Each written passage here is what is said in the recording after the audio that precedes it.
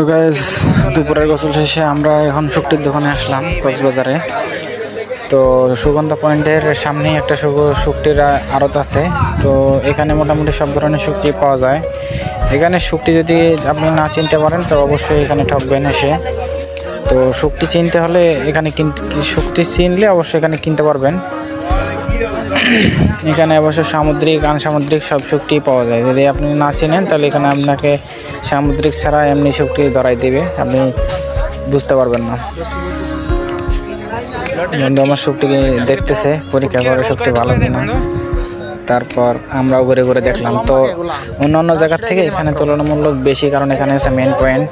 এখানে শহরের ভিতরে, শহরের বাইরে যেটা আছে সেটা অবশ্য ওখান থেকে অনেক কম দামে কিনতে পারবেন শুটকি। তো এখানে আমার সাজেস্ট এখানে না কেনাটাই ভালো হবে আপনাদের জন্য।